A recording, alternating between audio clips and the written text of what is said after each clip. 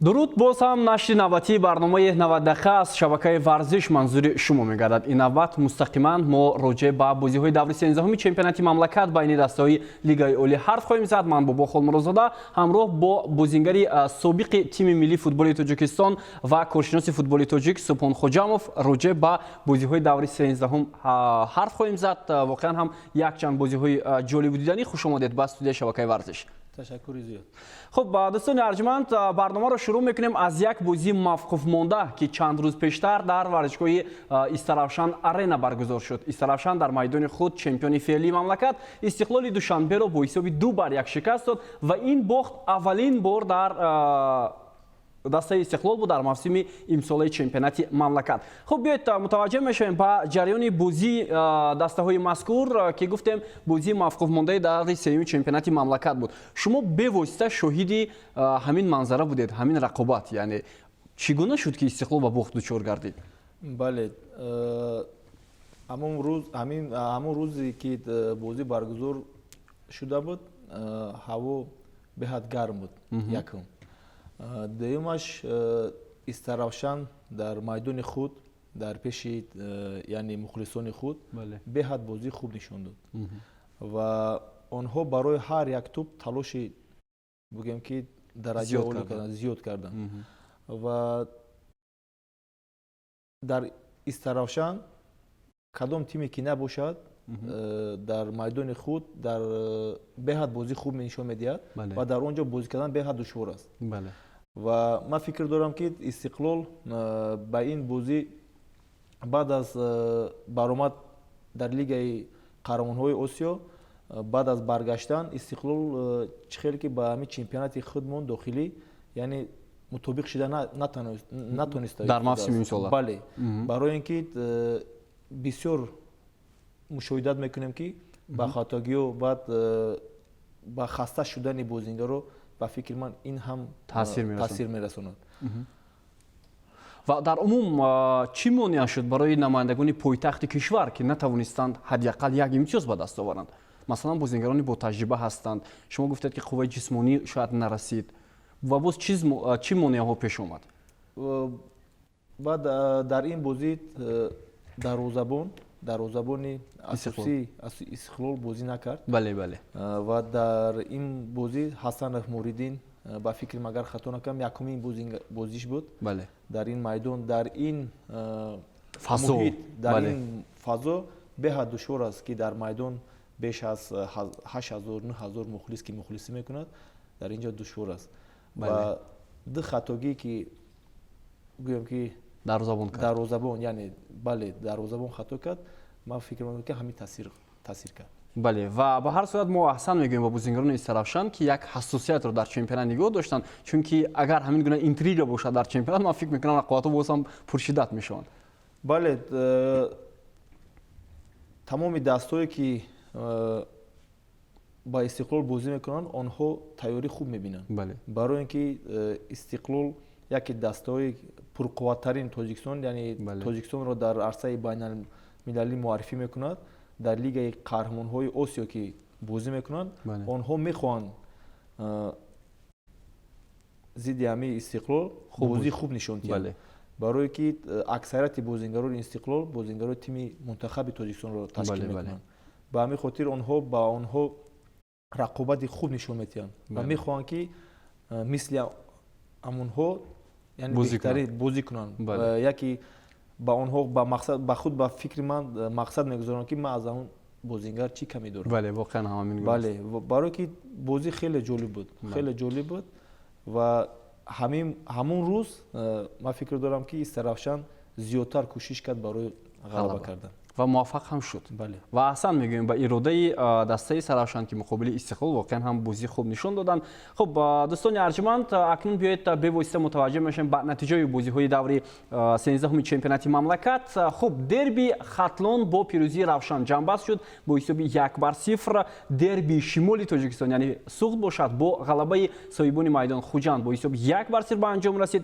Дерби Душанбе бошад, мусови 0-0 ба анҷом расид ва рақобати душанбе куктош 2-1 ба фоидаи дастаи душанбе ки ин аввалин ғалабаи онҳо боробари алиёра шурмамадов аст ва ҳамчунин эсхата бо 1 гол тими файзгандро мағлуб кард. хуб бевосита шарҳу тавзеҳи рақобатҳои даври 13-умро аз дерби хатлон шурӯъ мекунем.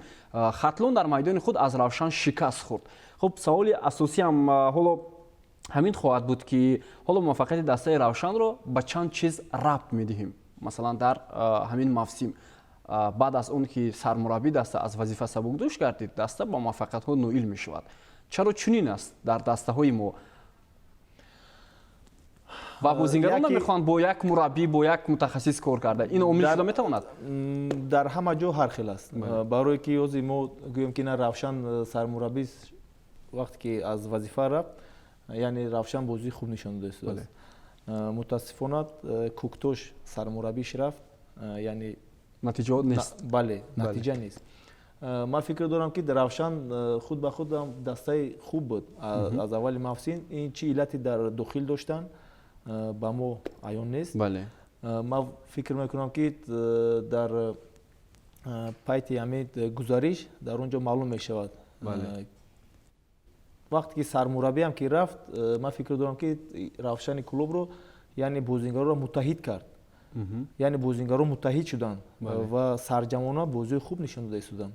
мо баъд аз ҳамин чанд бозире ки мо тамошо мекунем, яъне равшан бозии хуб нишон дода, яъне истиқлол мусови анҷом дод. дар майдони хатлонро мағлуб кард. натиҷаҳои хуб бисёртар ҳастанд. хуб шумо тасаввур мекунед ки рафтани мураббӣ ҳоло воқеан ҳам таъсиргузор, яъне таъсири мусбат доштааст барои дастаи равшан ва шумо инро чӣ гуна баҳо медиҳед? масалан инро вақт нишон медиҳад, барое ки мо он иллатҳое ки дохилӣ доранд мо хабар надорем. дар дохили даста чӣ гап хабар аст мо намедонем. ба ҳамин хотир ман фикр дорам ки дар вақти ҳамин гузариш мешавад, ҳозир равзанаи гузариш шуда мешавад, дар ҳамин ҷо мумкин ки ҳалли худашро ёбад. мумкин мураббӣ ин хел давом доданаш мумкин нест, барое ки як сармураббии дигар таъин бояд бикунанд ки мақсад оянда командаро пеш барад. ва ман фикр дорам ки онҳо бо муттаҳидтар хуб мешаванд ва бозӣ хуб нишон медиҳанд. хуб ба назари шумо кӣ метавонад ҳоло вазифаи сармураббиро ба дӯш бигирад? аслан мисол овозаҳо хеле зиёд мешаванд ки фалон мураббӣ метавонад фаъолияташро дар ин ҷо ё дар он бошгоҳ идома диҳад. маълум нест. рости гап ман аз ин хабарам надорам ва ман фикр дорам ки як мураббие ки онҳоро хуб медонанд, авзӯи дохилӣ, муҳити ҳамон равшан клубро нағз мефаҳмад. ман фикр дорам ки ҳам хел мураббӣ мондан дар коре ки дар он ҷо корро пеш барад. воқеан ҳам ва ҳоло ҳамин натиҷаҳо боис бар он шуда истоданд ки равшан ба оҳистагӣ мавқеашро дар ҷадвали мусобиқа беҳтар ҳам кунад.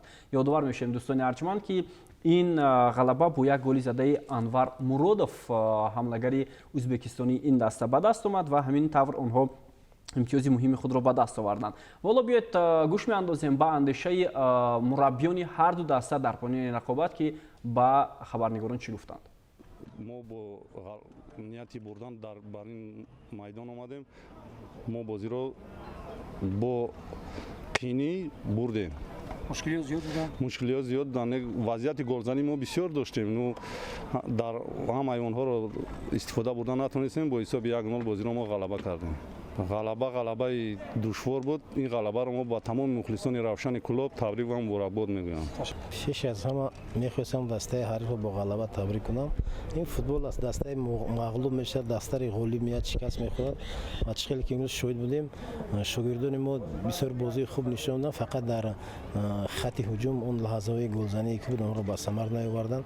фақат як хатои дағале ки дар қисми аввали бозингарони хати дифоъ содир карданд. ҳариф аз ин истифода бурда дар контрҳуҷум гол ба самар овард ва як лаҳзаи дига низ буд, вақте ки ба ту ба болочӯби дарвоза ба палуби дарвоза бархӯрд, дигар ҳариф фикр мекунам лаҳзаҳои голзаниам надошт ва ба хати дифоъ гузаштан фикр мекунам ки бозингарони мо тӯбро бисёр назорат хуб карданд ва такрор мешавад дар хати ҳуҷум лаҳзаҳои голзанӣ бисёр хуб буданд, амро ба самар расонда натавонист. خب دوستان ارجمند، سرمربی دسته خطلون هم راجع به این بازی گفت واقعا هم امکانیت‌های خوب داشتن بازیکنان خطلون، اما موفق شده نتوانستند. خب در همین وضع هم اصلا میگوییم که خطلون حالا نتیجه های خوب هم تا یک اندازه نشون میده، چون که وضع مالیوی دسته بسیار نگران کننده هم هست در چمپیونات مملکت. و اکنون میگذاریم با بازی مرکزی دور، یکی از رقابت هایی که واقعا هم فضای ورزشگاه 20 سالگی استقلال تاجیکستان رو خیلی دیگر کرد. این رقابت دسته های خوجند و استراوشان که روز شنبه برگزار شد، دربی شمالی تاجیکستان و خوجند با حساب 1-0 غلبه به دست آورد. خب به نظر شما کدام دسته در میدان بهتر بازی کرد و ارزنده پیروزی بود در همین دیدار؟ اینجا دربی است و در دربی هر دو دسته یعنی امکانیت وای دارن برای غلبه را به دست آوردن. من فکر دارم که خوجند با بازیکنانی که اساسی کلیدی 3-4 بازیکنی که بازی نکرد با اون نگاه نکرده، من فکر دارم که بازی نقد نشون داد. برای که در میدان خود در نزد مخلصان خود بازی خوب نشون دادن و این بازی همه وقت این دربی یگان وقت خیلی گویم که آزادانه نمیشود. در اینجا فقط مبارزه و باز یک بار دیگه مبارزه. برای اینکه برای هر یک توپ در اینجا کوشش میکنن که تلاش میکنن که توپ رو یعنی با خود گیرن. به همین خاطر این از اول آمده است که استراوشان خوجند بهت بازی چی در میدان استراوشان چی در میدان خوجند در کجایی که بازی نگذارد، این یک بازی گویم که پرشیده تو یعنی یک جالب میگذارد. خب در اصل حالت‌های بحثناک هم زیاد بود. اگر شما بازی رو تماشا کرده باشید، کاری داور را چگونه بها میدید به نظری شخصی شما؟ این گونه بازی را داوری کردن بهت دشوار است. بهت دشوار است. برای اینکه در اینجا کوشش تلاش گفته است که برای هر یک توپ مبارزه میبرد. اگر هر یک لحظه این رو اگر داور یعنی من کند یکی چورکی خود رو کشد، این بازی فوتبال نمیشه. واقعا هم به همین خاطر من فکر دارم که داورات یک یعنی بلند رو انتخاب میکنن، یعنی مبارزه بلند رو. برام قدر این خطاگی که کم و بیش یعنی میشود با این اهمیت نمیدهند. برای که اگر با این اهمیت دهند کارت های زرد و سرخ بسیار میشود. به همین خاطر داور فکر دارم که یک مبارزه بلندترین قبول کرد و او خطاگی که کم و بیش میده و اوش نگاه نمیکنه. خب در عموم چرا ببینید استراوشان چند روز پیشتر استقلال شکست داد، اما در این بازی اونقدر بازی خوبی این تیم رو ندیدیم و امکانیت‌های خوب نداشتن؟ من یک بار دیگه میگم که این دربی است و استراوشان در خوجند بازی کرد، در سفر، در میدان خود نه. یعنی در سفر بازی کرد و خوجند هم یکی از تیم‌های بهترین به حساب میرود. اگر نظر کنید استراوشان در بازی استقلال همگی یک نفر رو که 2 نفر عوض کردن، برای اینکه هیئت اساسیشون همگی 11 نفر. همین بازی هم در همین جمع بازی کرد. بازیگر یکی از بازیگر اساسی کلیدی نداشتن. رقم 9 اگر خطا نکنم سفرов. با گساوی کارت زرد در بازی امروز شرکت داشت. اگر من فکر دارم اگر همون بازیگر در همین جا بازی میکرد خیلی دشوار میشد به خوجند. برای اینکه بهت کارهای بسیار در میدان انجام میدهد. کارهای فایده‌ناک با تیم بهت بسیار انجام میدهد. من بسیار مشاهدت کردم، بهت بازیگر خوب است. واقعا هم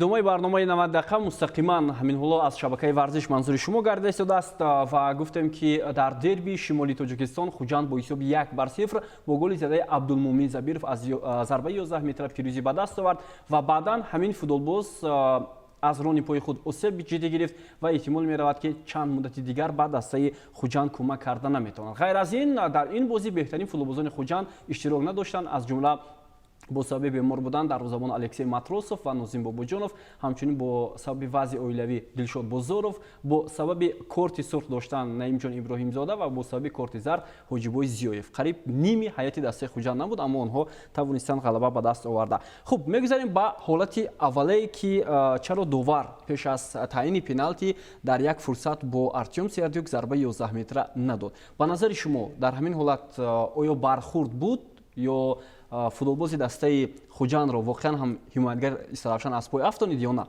дар ин ҷо бинед контакт ҳаст. Бале. Контакт ҳаст. Лекин як фурсати дигар нигоҳ кунед, аз зарбаи бозингар намеафтад. Ҳеҷ гоҳ. Не, дар ин ҷо нигоҳ кунед.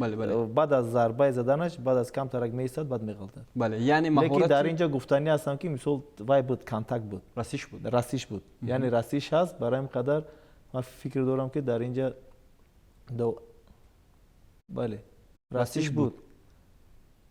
вале маҳорати ҳамлагари Хуҷанд ам хуб буд ки худро ба замин ҳавода. Агар довар наздиктар буд, метавонист ки дар ин ҷо 11 метра бидиҳад. Хуб, лаҳзаи дигар бинандаи азизу арҷманд ки ҷаримаи 11 метра таъин кард. Инро чӣ гуна шумо шарҳ медиҳед ба назари шумо? Дар ин ҷо ҳам бинед расиш ҳаст. Бале.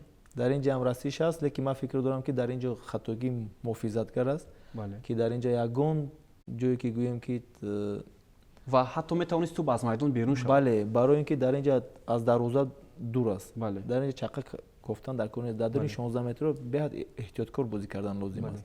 Барои ки оз мо аз ин пеш дидем ки ҳамлагари Хуҷанд кадом маҳорат қати худашро дар дохили ҷаримагоҳ партофт. Ман фикр дорам дар ин ҷо расиш ҳаст. Бале.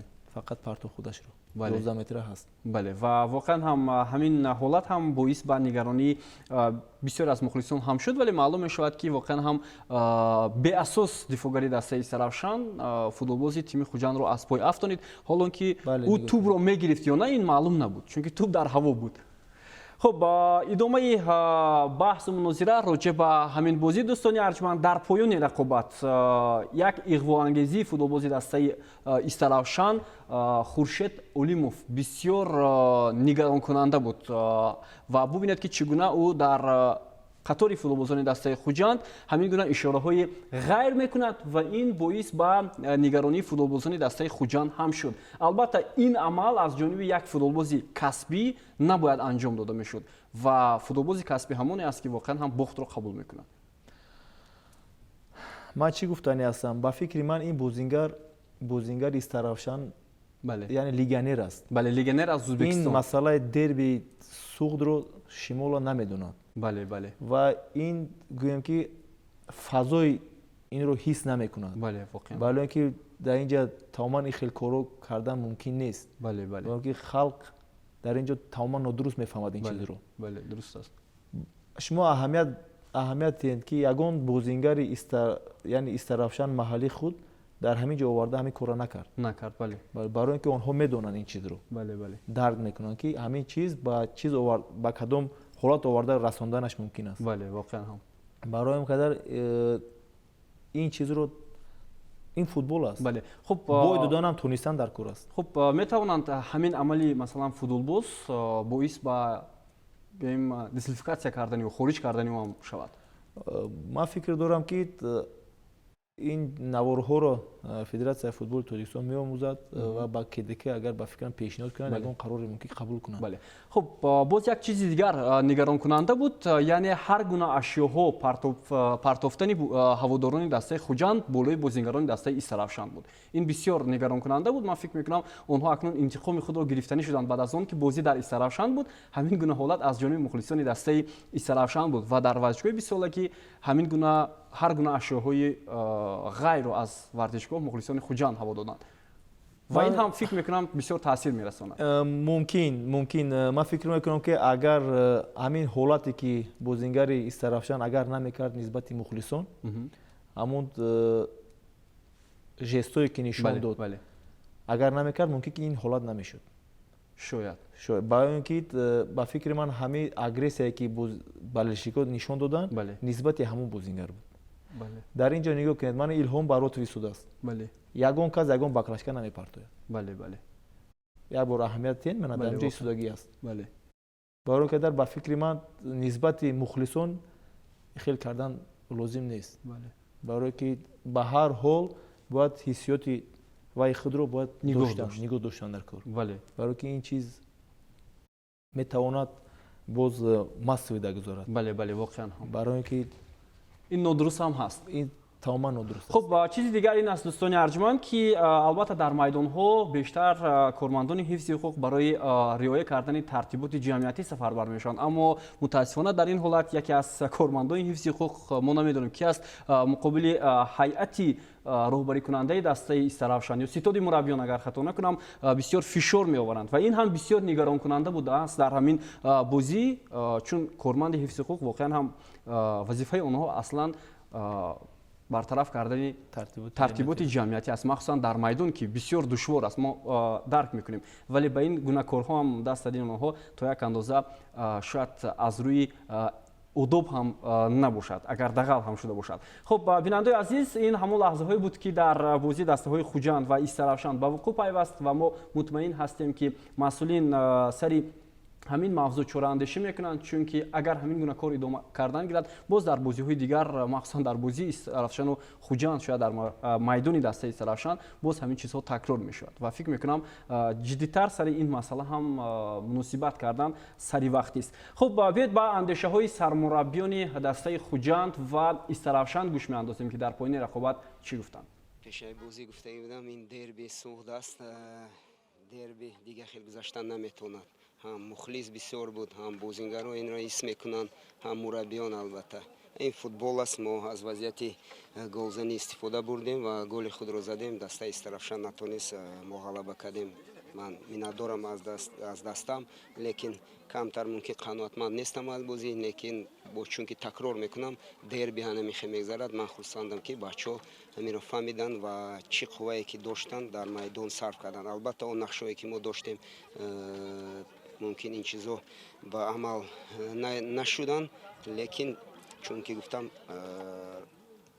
бозингаро ҳис мекарданд албатта ки ин дерби аст ва аз ҳамин сабаб мумкин бозӣ камтар ба мушкилию ба он равиши гирифт ки ба фикри ман чунки мегӯям футбол ба монанд набуд. аз бозии имрӯзаи бачаҳо розиам миннати хеле зиёд кардам албатта дар 10 рӯз мо 4 бозӣ кардем ва фақат бо як ҳайати даста мо дар бозии имрӯзаам бозингаре ки албатта бозингари хуб буд сафар ӯ ҳам иштирок накард албатта мушкила дар 5 бозӣ 2 рӯз пас 5 бозӣ хеле мушкила лекин ман умуман аз баромади даста дар қисмати дуюми чемпионат розиам ӯ натиҷае ки ишон дод албатта як натиҷаи хуб буд лекин албатта бозии имрӯзам албатта як бозии дутарафа буд чи аз тарафи Хуҷанд чи аз тарафи мо ҳолатҳои голзанӣ мо имрӯз хеле ками дар кам доштем рости гап дар хатти ҳуҷум умуман набуд ҳолати голзанӣ ё ки рости гап бачаҳо монда шуданд ҳамин бошад ки дар хатти ҳуҷум бозингарон кам иштирок мекарданд ва албатта дар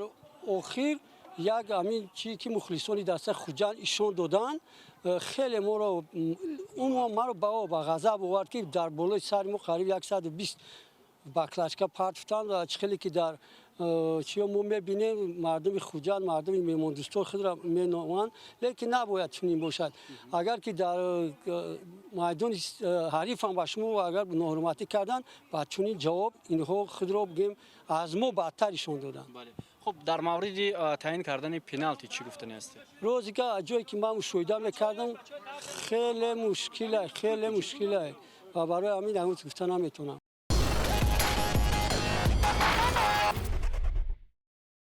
رستم خوجاев و محمدجان حبیب‌الله‌ев سرمربیان هر دو دسته هم اندیشه خود را راجع به این بازی بیان کردند و سرمربی دسته استراشان اخراج شد که امکانیت‌های این دسته خیلی و خیلی کم بود و غیر از این ҳайати эҳтиёти даста пурра набуд ба ин хотир онҳо натавонистанд тағйиротро ба амал оварда ва ин ҳам таъсир мерасонад.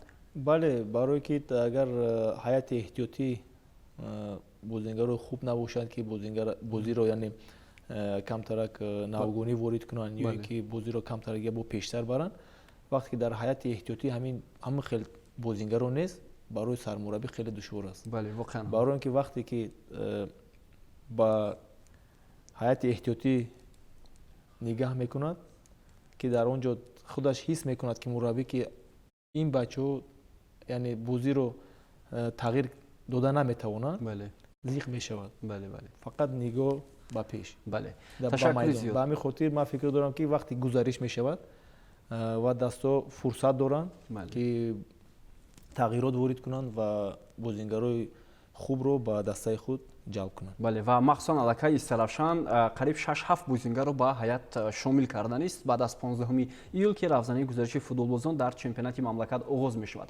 Хуб, ин рақобат охирин дидор буд барои Фирдавс Чакалов, ҳимоятгари канории дастаи Хуҷанд. ӯ аллакай озими Ӯзбекистон шуд ва акнун дар ҳайати дастаи Турони Ӯзбекистон ҳунарнамоӣ мекунад. Ҳамчунин баъдан хабар нашуд ки ҳамлагари дастаи Хуҷанд Тоҳир Малудустов ҳам тарки ин тим кардааст ва ӯ ба дастаи Бухорои шаҳри Бухоро гузариш кардааст. Хуб, дар поёни ҳамин бозӣ ҳам мо бо Фирдавс Чакалов дар ин бора суҳбате анҷом додем. ин охирин ҳунарнамои шумо дар ҳайати дастаи Хуҷанд буд. Таассурот дар бозии имрӯза ва умуман фаъолияте ки шумо дар таи чанд сол дар дастаи Хуҷанд доштед? ман хело аввалаш ба ин ғалаба кулли мухлисони Хуҷандро табрик мекунам ва эҳсосоти ман дар ин бозӣ хело эҳсосоти калон доштам ки як бозии хуб нишон диҳам пеш аз даста рафтанам ва мухлисони Хуҷандро шод кунем. ба мо муяссар шуд ки бозиро ғалаба кунем ва барои пеш аз рафтанам чӣ гуфтанам, ин ранги хонаи ман буд дастаи Хуҷанд. ман тӯли чанд сол дар инҷо ҳунарнамоӣ кардам дар ҳайати дастаи Хуҷанд. барои ман сахт аст дастаро тарк кардам. ва қарордод бо дастаи Турон то кадом сол имзо шуд? то қарордоди яксола ҳаст ва ҳаракат мекунам ки бозии хуби худро нишон диҳам ва дар ҳайати дастаи Турон ҷои худро пайдо кунам. оянда ба қуллаҳои баланд расем. ва воқеан ҳам аз чеҳраи Фирдавс Чакалов маълум буд ки ӯ бо як эҳсосот сухан меронд роҷеъ ба охирин бозии худ, охирин фаъолияташ дар бошгоҳи футболи Хуҷанд. ба Фирдавс Чакалов барор мехоҳем барои идомаи фаъолият дар чемпионати Ӯзбекистон. ёдовар мешавем ки дар дастаи Турон ҳамчунин боз як бозингари тоҷик ҳам онҷо ҳунарнамоӣ мекунад, Умарҷон Шарипов, ва умед мебандам ки рафтани бозингарони тоҷик ба дастаҳои хориҷ воқеан ҳам хуб аст. хуб, идомаи барнома аст дӯстони арҷуманд ва биёед бевосита мегузарем ба шарҳу тавзеҳи рақобати дастаҳои клуби маркази Вардиш Артиш ва Истиқлол ки ин яке аз бозиҳои хотирмон ҳам буд дар ин даври рақобатҳо. ва ҳамкори мо Имонбек Шодибекзод як гузорише роҷеъ ба ин бозӣ омода кардааст. тамошо мекунем ва барномаро идома хоҳем дод. дар доираи бозиҳои 16-умин давр лигаи олии футболи Тоҷикистон санаи 11 июл дастаҳои Истиқлол ва клуби марказии варзишии Артиш дар варзишгоҳи клуби марказии варзишии Артиши Вазорати Мудофиаи Ҷумҳурии Тоҷикистон ба ҳам омаданд. қаҳрамони феълӣ ва ивазнашавандаи фазои футболи тоҷик дар чанд соли ахир ки албатта Истиқлоли шаҳри Душанбе аст, ба бозӣ бар муқобили артишиҳо пас аз бохти ғайриинтизор аз Истаравшан вориди майдон шуда буд. новобаста аз он ки дар дақиқаи ҳафтуми рақобат Ваҳдат Ҳанонов як ҳолати чашмраси голзаниро дар ихтиёр дошта буд, аммо аз фурсатҳои нахусти рақобат барғало ба чашм мерасид ки маҳз дар нимаи аввал фаъолнокии хосаи дастаи клуби марказии варзишии Артиш дар хатти ҳамла бештар буд. артишиён дар фурсатҳои ахири нимаи аввал вақти иҷроиши зарбаҳои стандартӣ ба задани гол наздиктар буданд, аммо дарвозабони Истиқлол ҳам ба таври саривақтӣ маҳорат нишон медод. нимаи аввали бозӣ байни дастаҳои клуби марказии варзишии Артиш ва Истиқлол бидуни гол анҷом ёфт. дар нимаи дуюм бошад барои беҳбуд бахшидани бозӣ дар хатти ҳамла аллакай мураббиёни ҳарду тарафҳо ба ивазкуниҳои бозингарон пардохтанд. аз тарафи Истиқлол нахуст Ашурбаҳмадовро Ислом Зоиров иваз намуд ва дар ҳайати артишиҳо бошад Шервони Мамбатшоев бар ивази Элчибек Рашидбеков вориди майдон шуд. аммо ба таври куллӣ бозингарони аз эҳтиёт ворид шуда ба мисли Ислом Зоиров, Шаҳром Сулаймонов ва Шарифбек Раҳматов ба бозии Истиқлол таъсиротҳои чашмрас аз лиҳози натиҷавӣ расонида натавонистанд. новобаста аз эҳсосшавии хастагии ҷисмонӣ вобаста ба бозиҳои пай дар пай, пештозии дастаи Истиқлол дар қисматҳои охири бозӣ бар ало ба чашм мерасид, вале дифоъкориҳои сахткушонаи дастаи Артиш кулли талошҳои қаҳрамонони феълиро ҳеҷ менамуд. خلاص که بازی مذکور با نتیجه 0-0 به انجام رسید. برای استقلالی در دور قبلی مغلوب شده مساوی با تیم آخری جدول مشکلات ایلاوگی روانی در راه هر چه تیزتر برگشت نمودن به صدر جدول پیش می آورد که این را سرمربی استقلال چنین طور بیان کرد. Смотрите, Истеклол находится сейчас в таком положении, что ни одна команда чемпионата Таджикистана в таком положении не находится. Да? Смотрите, сборы, плюс Лига чемпионов, плюс на месяц в сборную уехали, футболисты все чьи, Истекола. Да? Плюс нам сделали такой график, сумасшедший график, 2 дня на 3-й день играл. Переезды, плюс жара. Какая команда может выдержать физически, вы мне объясните. Вот вы мне объясните, мы играли сейчас 27-го, 30-го, 4-го, 7-го, 11-го и еще 14-го игра. Именно этого я и спрашиваю. Вот именно это я и говорю, что кто делает, ставит игры, если он в футбол играл, он должен понимать это. سرمربی کلوب مرکزی ورزشی ارتش باشد امید بران دارد که با مرور زمان دسته خویش را از عمق جدول برآورده نتیجه ها را به کلی بهتر می سازد. استقلال یه مقدار کیفیت بازیکناشون سرعتی تر بودن. خب ما تشخیص دادیم که تو قسم دوم دفاع رو بگیریم، بعد به محض اینکه بگیریم با فوروارد سرعتی که من فرستادم انوش وقتی میگیریم اینو انتقال بدیم به جلو، یعنی دفاع و کانتر اتاک. ما کوشش کردیم که با اونو بازی خوب نشون بدیم و امروز ما فقط برای غلبه برآمده بودیم. چقدر دیده بازی مساوی انجام داد. نتیجه دیدیم که دسته CSKA در میدان خود ما فرمان دارد استقلال است خود جنده است کدام دسته است ما با هم دستان می‌جنگیم و بازی خوب نشون میدیم. خب با استقلال باز هم امتیاز از دست داد. این دفعه در سفر مقابل کلوب مرکزی ورزش ارتش ویتالی گریگورویچ ابراز کرد که واقعا هم تقویم بازی ها برای استقلال به نهایت دشوار است. به این خاطر آنها نمیتوانند نتیجه های خوب به دست آورده. آیا این واقعا هم حقیقت دارد که همین گونه تاثیر میرساند به روحیه بازیگران و به حالت جسمانی آنها؟ بله تاثیر میرساند. برای که ما پیشتر هم گفته گذاشته بودیم که بازیگران استقلال اکثریت آنها تیم منتخب تاجیکستان رو تشکیل میدهند. بعد از برگشتن از لیگ قهرمانان آسیا آنها اگر خطا نکنم یک دور بازی کردن با دسته منتخب پیوست شدن و استقلال یعنی بازیگران لیگیونروش علاوه مشق میکردن و بازیگران محلی که در دسته منتخب تاجیکستان بودن سفر کردن. و در اونجا در ژاپن یعنی اقلیم دیگر است. بعد از برگشتن با دسته آنها شروع کردن و فیزیولوژی آدم رو فریب کردن نمی شود. یعنی من با فکر ویتالی لفچینکا روزی هستم برای اینکه وقتی که آدم خودش گردن همین چیزی رو میگذراند همین چیزی رو درک میکند. بله واقعا درست است. وقتی هم گرم است هم بازی سفری است یعنی اونها با سمالود نمیروند با ولایت سوق برای این تاثیر خود رو میرسانند و از دوم با سیم روز بازی کردن در این بود هوا خیلی دشوار است. خب چی باید کرد؟ مثلا تقویم چطوری که لفچینکا میگوید خیلی هم زیچ است. بازی هایی که برگزار نکرده بود استقلال برگزار کرده ایستاده است.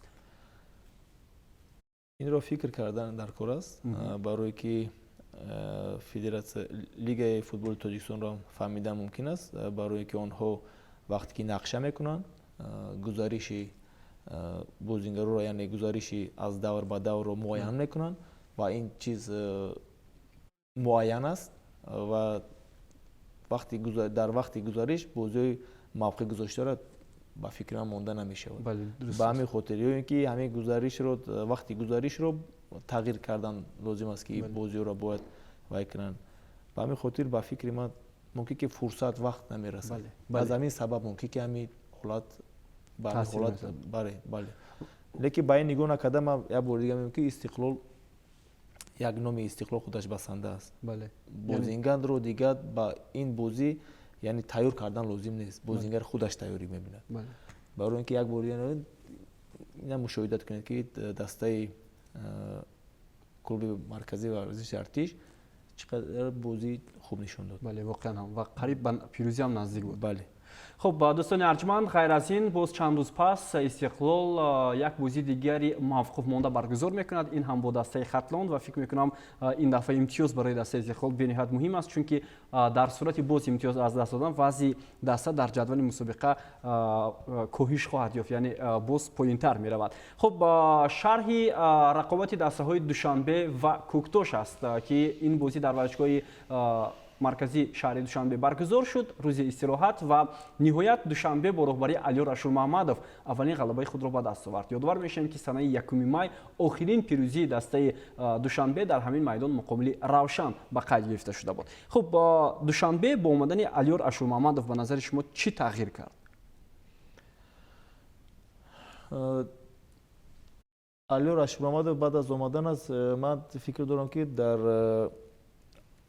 قسم همین دیفو یعنی بسیار اهمیت جدی داده ایستاده است، برای که دسته از دیفو بازی میکنه و در اینجا بسیار تغییرات وارد کرده نمیتواند، برای اینکه این دسته دیگر بازیگراش که اوجه گویم که مکمل شده بود، بازیگرایی که دیگر بازیگر جلب کرده نمیتونید.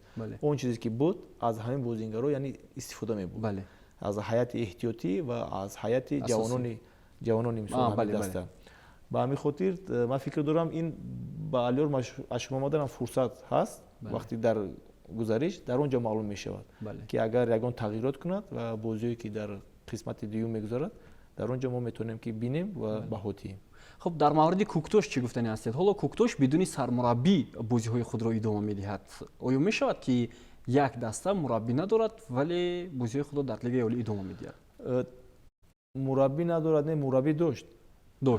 بله، شریپov بود اگر خطا نکنم، حکمت الله شریپov بود، ولی بعد از چند ناکامی اون رو از دسته رفت و ما فکر یاردمچیش به فکرم موضوع به عهده دارد این وظیفه رو. سرداری دسته. بله، مربی نیست در تیم. خیلی من فکر دارم که به سرمربی نمیشود. بله. برای اینکه یک سرمربی که تعیین کردن در کار که مربی که پیش بره دسته را پیش بره. بله درست است. چخیل با جنگ به کماندیر میره. بله واقعا.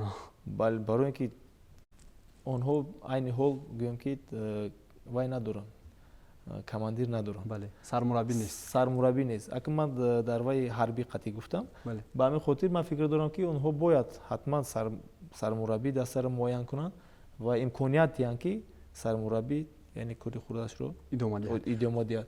در اینجا محمود شریپov اگر من فکر دارم که تأخیر گزارش یعنی دسته رو تر نمیکرد ممکن که دیگر قیمه شد. در این بازی ما تماشا کردم، مشاهده کردیم که این دسته در آخری نیمه دیوم یعنی سرخوی موندن هم گویم می شود. یعنی دسته قسمتی حمایت در حمایت است، قسمتی هجوم کننده در هجوم کننده است، از نیمه میدان اون طرف است. بله بله.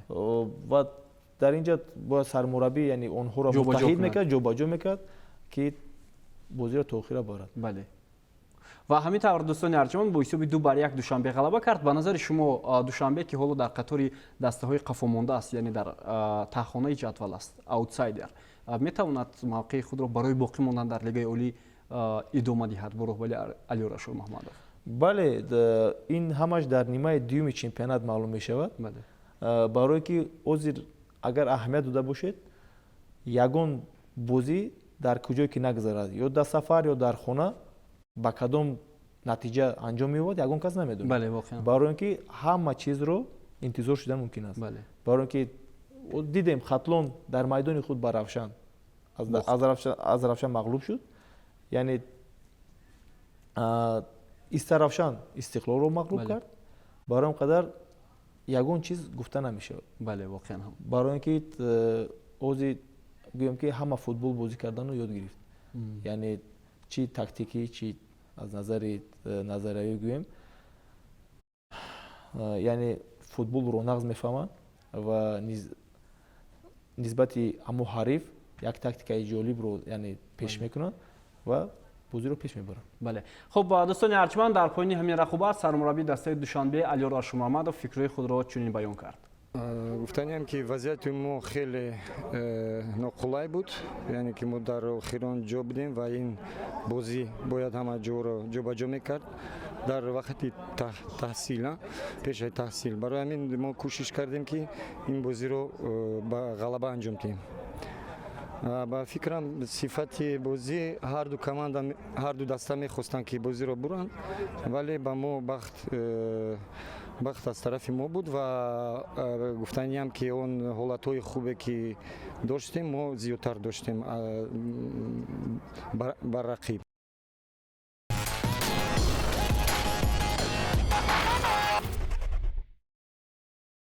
برنامه تحلیل 90 دقیقه ادامه دارد مستقیما از شبکه ورزش. در بازی آخری دور اسخاتا در ورزشگاه اسپارتاک شهر خوجند با حساب 2-1 بر فایسکان غلبه به دست آورد و موقع خود را در جدول مسابقه بهتر کرد. خب با حساب 1-0 معذرت، بله با حساب 1-0. خب بازی های دسته اسخاتا شما را حیران نکرد در موسم امسال که چگونه دسته از لیگ یکم به لیگ عالی آمد و بسیار یک بازی خوب نشان میدهد؟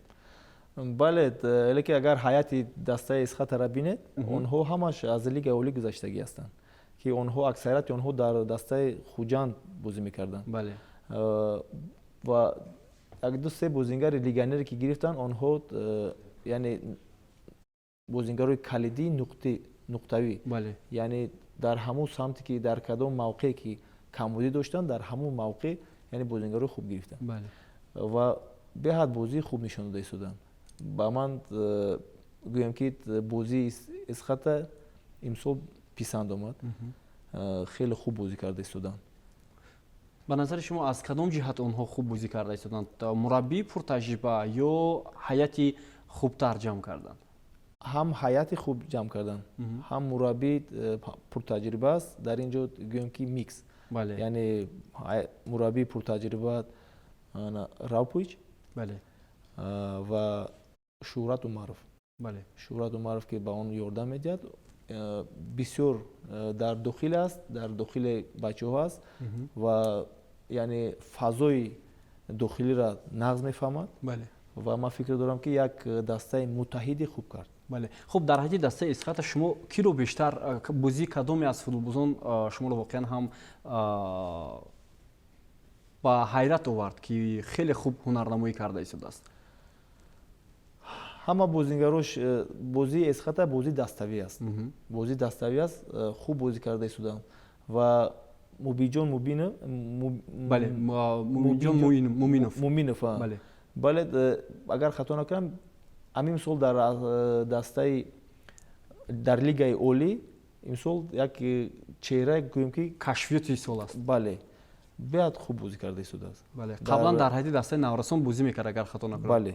در هم دسته که ما مربیگی میکردیم در همونجا بازی میکرد. بله. اگر اهمیت توی در دو بازی اخیرون در هر یک بازی گل میزنه. بله. در با دسته استقلال هم گل زد.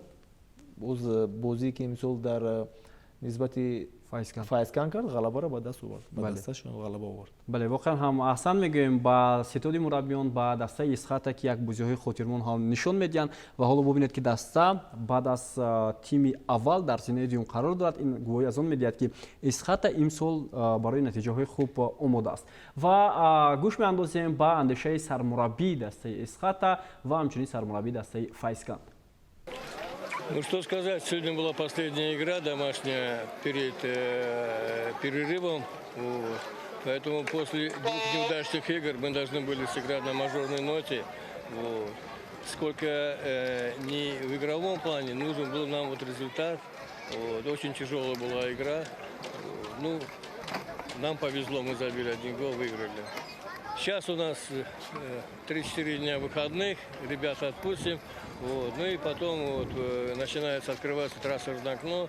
Вот. И у нас вот тоже очень тоже проблемы у нас в нескольких линиях. Вот. И будут, наверное, пополнения в команде. Линия обороны вся новая. Опять же, у нас в предыдущую игру два игрока получили красную карточку, они играть не могли. Опять линию обороны мы сегодня перекроили.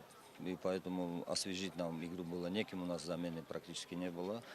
Ну, опять же, можно сказать так, сегодня руководство принимает решение после ряда поражений, возможно, можно уйти в отставку, проблем нету в этом плане, но если руководство хочет исправить и с новым тренером, со мной, значит, есть ряд проблем, их надо решать. И чемпионат в разгаре, чемпионат ничего еще не ясно, поэтому все можно исправить, ну, это футбол. ва Тоир Муъминов ҳам дар мавриди истеъфои худ гуфт ки агар роҳбарияти даста хоҳанд ки вазъ бо мураббии дигар хубтар шавад, ман омода ҳастам ки аз ин мақом ҳам равам, вале фикр мекунам ҳоло Файзкан бо роҳбарии Тоҳир Муъминов метавонад боз натиҷаҳои хубтар ба даст оварда. мумкин бо як бор дигар гуфтанӣ ҳастам ки мо муҳити дарунро намедонем, ки вақте ки сармураббӣ дар бораи ин сухан мекунад, яъне фазои даста на он қадар хуб аст. Барои ин ки мумкин ягон камбудии ҷиддӣ дорам, ки иллат дар сармураббӣ бошад ё ки дар бозингар аст.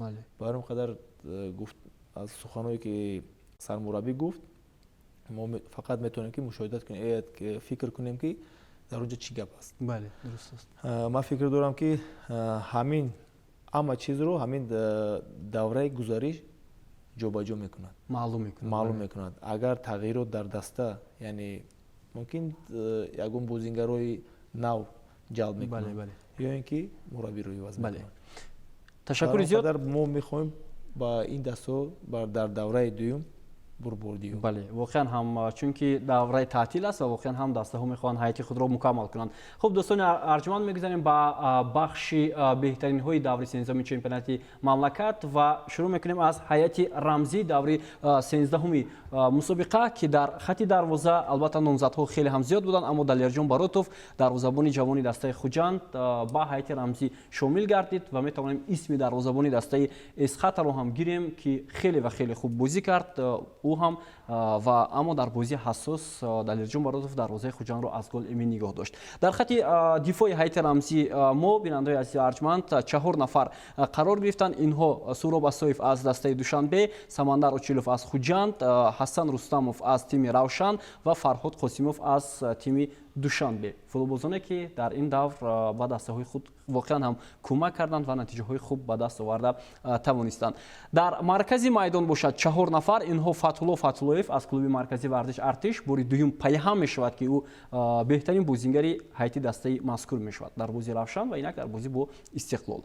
Далер Ёдгоров ва Бахтиёр Чориев аз тими Хуҷанд ва Боҳир Сангинбоев аз тими Эсхата ки мас бозигузориҳои ӯ буд ки Эсхата дар хати ҳамла хеле фавқулода бозӣ карда тавонист муқобили дастаи Файзкан. Ва дар хати ҳамла бошад 2 нафар. Инҳо Мубинҷон Муминов аз дастаи Эсхата ва Амир Меморӣ аз дастаи Душанбе қарор гирифтанд. Ба ҳайати рамзие ки тибқи фарзияи шабакаи варзиш аст, бинандаҳои азиз, бо нақшаи 4-4-2 сармураббии беҳтарини давр Алиёр Ашурмаҳмадов гардид, ба хотири он ки ин аввалин ғалабаи Душанбе буд ва Алиёр Ашурмаҳмадов тавонист ба он даст ёбад. Бале. Хуб дӯстони арҷманд, онҳое ки ба ҳаят шомил мешаванд албатта бо бозии dastavӣ, бо бозии инфиродии худ воқеан ҳам муваффақ мегарданд ки ба ҳайати рамзӣ шомил шаванд. Дар ҳар давр ва соли дуюм мешавад ки барномаи 90 дақиқа роҷеъ ба ин чиз беҳтаринҳои даврро муайян мекунад. Хуб, беҳтарин бозингар дар даври 13-уми чемпионати мамлакат ин футболбози тими Душанбе Амир Меморӣ гардид, бозингаре ки ба ғалабаи дасташ кӯмак кард, як пеналти овард ва голи ғалабаворро ба дарвозаи ҳарифон ворид намуд. Нақши ӯ дар муваффақияти дастаи Душанбе хеле ҳам зиёд аст ва бори аввал як легионер дар мавсими имсола беҳтарин бозингари давр аз рӯи фарзияи шабакаи варзиш мешавад. Хуб, муборак мегӯем Амир Меморӣ, футболбози дастаи Душанберо бо ин муваффақияташ дар даври 13-уми чемпионати мамлакат ва биёед ба ҷадвали лигаи олӣ мутаваҷҷеҳ мешавем. Дӯстони арҷманд ки дастаҳо чӣ гуна мавқеъ гирифтанд. Хуҷанд садрнишин аст бо 25 имтиёз, Эсхата 20 хол дорад, Истаравшан 19 хол. Се дастаи Вилояти Суғ дар садри ҷадвали мусобиқа ҳастанд. Истиқлолу Хатлону Равшан инҳо пайҳам ҷойгир ҳастанд. Се дастаи дигар Кӯктош, Душанбе, Файзканд бо имтиёзҳои якхела дар зинаҳои баъдӣ ҳастанд. Клуби маркази Вардиш Артиш ҳоло каме беҳтар мешавад, имтиёзҳояшон наздиктар шуданд ва бо 11 имтиёз дар ин мавқеъ қарор дорад. Ман фикр мекунам бори аввал аст барои клуби маркази Вардиш Артиш дар поёни ҷадвали мусобиқа. Ҳамин тавр не?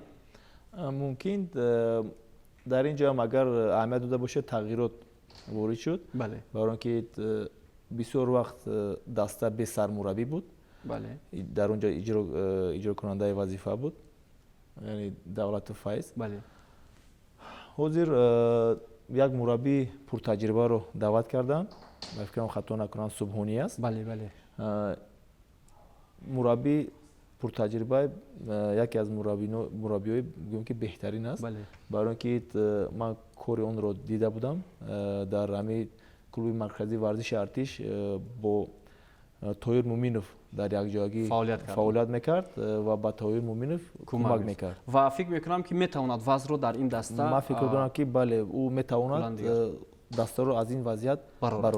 خب دوستان ارجمند، بازی‌های دور 14 چمپیونات مملکت بعد از یک تنفس طولانی برگزار می‌شود. انیخترش در سنوات 7 و 8 آگوست. آنجا 5 رقابت دایر خواهد شد. استرافشان با خط بازی می‌کند. کلوب مرکزی ورزش ارتش با خطلون، استقلال با فایزکند، کوکتوش با خوجند و روشن با دسته دوشنبه. تا اون زمان وقت خیلی هم زیاد است. در این میان همچنین برگزاری رقابت‌های دور 8 نهایی جام تاجیکستان هم در نظر داشته شده است. خب از کارشناسی فوتبال سابق بازیگر تیم ملی سپاهان خوجامov برای شرکتشون در برنامه 90 دقیقه سپاس میکنیم و حتما در ماه آگوست ما ادامه برنامه رو راجع به بازی‌های چمپیونات تاجیکستان ادامه خواهیم داد. در همین جا برنامه تحلیلی 90 دقیقه به انجام میرسد. تا نشریه دیگر صحتمند و پیروز باشید.